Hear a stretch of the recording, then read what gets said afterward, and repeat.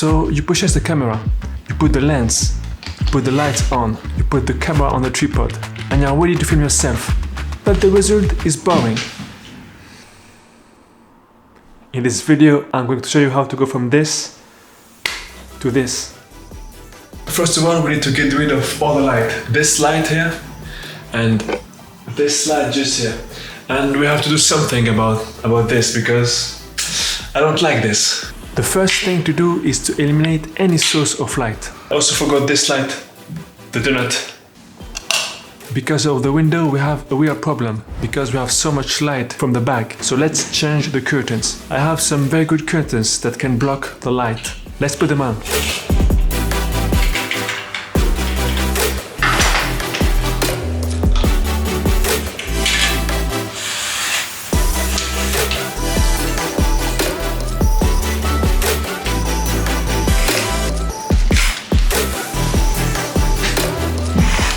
Okay, so now it looks like this. A painter needs a white canvas to work on, and we as filmmaker we need a dark room. But let me put the key light so we can see a little bit better than that. Better. So now let's decrease the ISO. It's 2500. Let's put it to the minimum. I film in a specific picture profile, which is HLG3. The lower ISO I can get is 125. If you can go lower, please do. The ISO allows you to adjust the sensitivity of the sensor to light. A lower ISO will give you a cleaner image with less noise because it will not increase the sensitivity of the sensor to light. If you increase your ISO, you increase the sensitivity of the sensor to light, which results with more noise in your video. ISO is basically, I don't like to say it's a digital light, let's say. You can see that the image is not exposed well. It's still very dark, but I have something that can help me.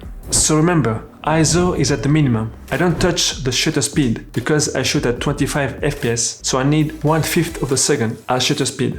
So you get it. Now I'm going to deal with the aperture.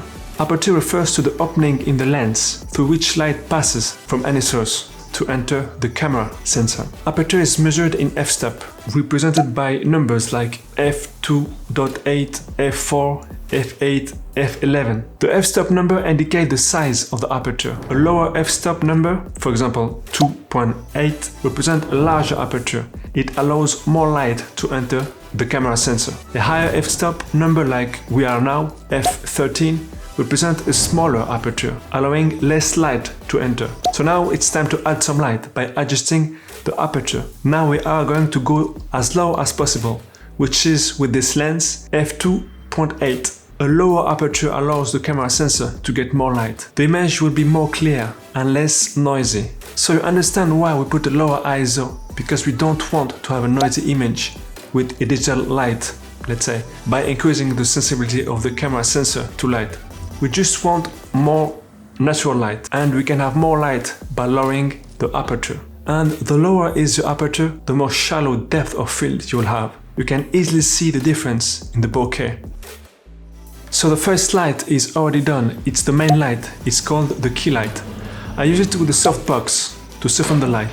The closer the light is to the subject, the harsher the light will be.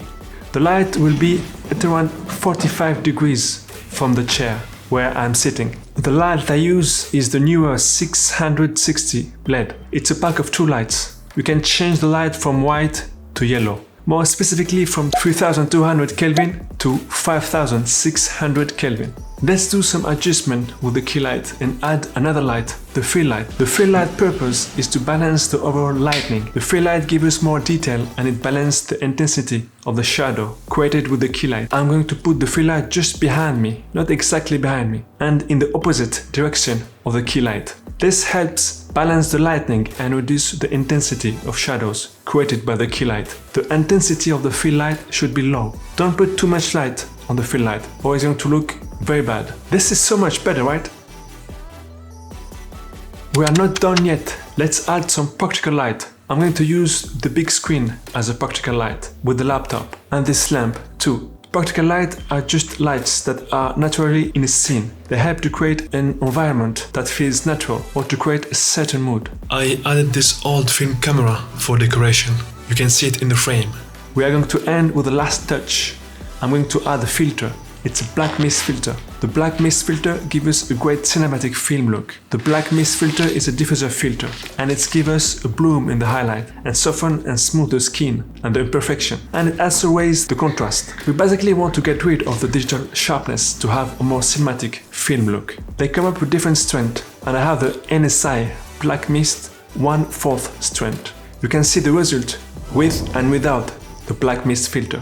You can see the bloom in the highlight. The skin is more softened and smooth. It gives us a cinematic look.